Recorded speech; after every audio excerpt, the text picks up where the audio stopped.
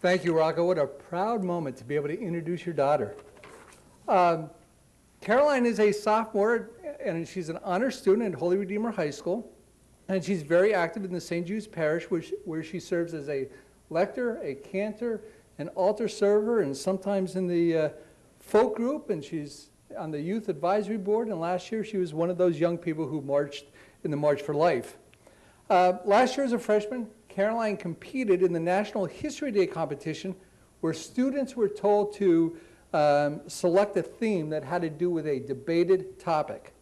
So, of course, she picked a debate topic that nobody's ever heard of, this pro-life, pro-choice thing. And what she decided to do was to do a monologue on the personal struggle of someone who would be familiar to most everybody in this room, Norma McCorvey. Caroline's very compelling presentation was awarded third place in the Northeast Pennsylvania regional competition among high school students, and she has she's been asked to present her project numerous times, and now has been heard by over 1,000 people. I'm very proud of her, and she is very proud and honored to present her work to you this evening. Please welcome Caroline Jones.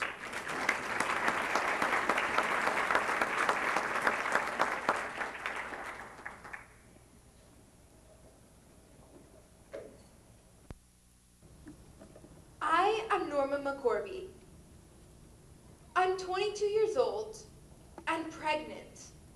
Again, for the third time. I don't want this baby. There's no good reason to bring another kid into the world and have me, a homeless drunk, as its mother. The first two kids I had were adopted away from me. My mother actually tricked me into signing her firstborn over to her. My beautiful Melissa is 5 now. I never did get to see the second baby, who was taken away at birth. Yeah, I've had a hard life. I think my mother has always hated me. I was abused when I was a child, and the 3 years that I spent at a reform school were actually the best years of my childhood. I was briefly married when I was 16, but my husband beat me badly when he found out I was pregnant. I never want to see him again. For me, things never got any better. I drink and do drugs. It helps me hide the pain, depression, and shame. I don't know what an abortion is, but it's 1970, and abortions are illegal in Texas and most states. I got some advice from a friend and tried to end this pregnancy by drinking a bottle of castor oil and eating a few pounds of peanuts. It didn't work. I got real sick, but I'm still pregnant. I also tried to get a real abortion, but the dumpy place I was told to go to was closed down. Just when I thought I was out of options, I was referred to 2 young lawyers, Sarah Weddington and Linda Coffey, who are trying to make abortions legal. I hope Sarah and Linda could help end this pregnancy. I even told them I was raped to make my story seem more compelling. I know this was a lie. The attorneys filed a class action lawsuit, or whatever that is, in the Texas District Court on my behalf and others like me. To stay anonymous, we used the made-up name Jane Roe. I did not participate in the proceedings. Linda and Sarah are fighting the Dallas District Attorney, Henry B. Wade. They believe that the 1859 Texas abortion law violates women's right to privacy. The lawyer for Mr. Wade believes that the fetus has legal rights which must be protected, and that the child's right to life is superior to that of a woman's right to privacy. The 3 judges who heard the case ruled that the Texas abortion law does violate women's privacy rights found in the 9th and 14th Amendments. We won! Now a woman has the right to terminate her pregnancy in the first 24 weeks. The bad news for me was that Henry Wade announced that he would appeal the decision, but until that was done, he would prosecute any doctor who performed an abortion on a woman. Plus, I am 6 months along, and it is clearly too late for me. I will have to have this baby after all. The Roe baby was born in June, and I saw her for a few brief seconds before she was taken away. This was very painful. Shortly afterwards, faced with the awful truths of my life, I attempted suicide.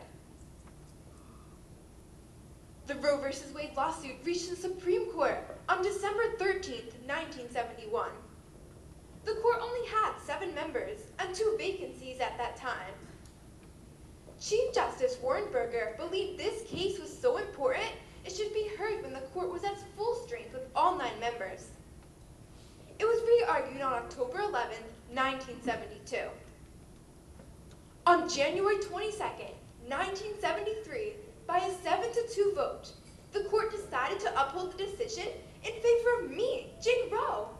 It was a victory for all women.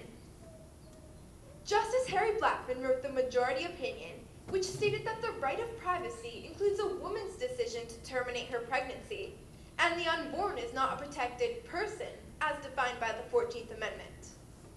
However, the majority also said that because a fetus could likely live outside the womb by the 7th month of pregnancy, states could regulate and even prohibit some abortions.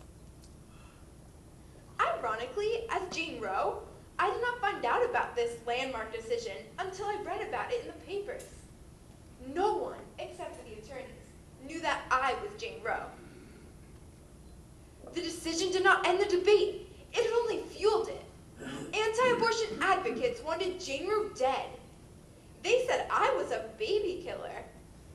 I was proud to have helped women like me, but I was so full of fear that my identity stayed a secret for nearly a decade. Pro-life followers became more visible, vocal, and violent. The debate influenced state and national legislation, religious beliefs, the courts, and political discussion.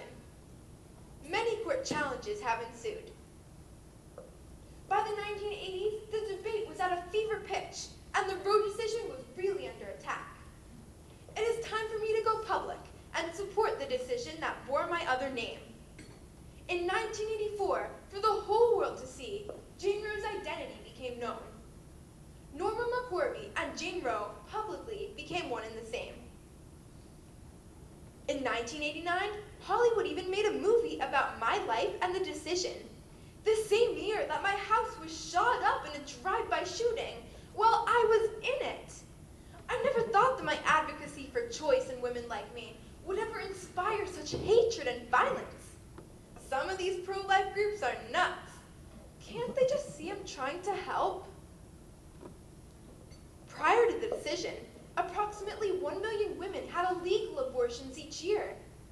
Because so many were unsafe, 100,000 women were hospitalized, and 5,000 died because of botched procedures.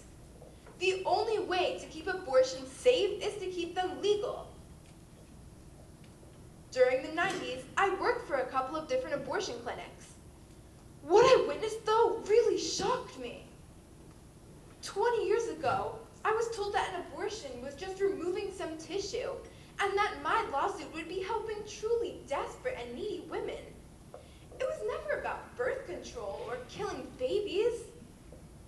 Yet, I was accused of killing 35 million babies. Could I really have done this?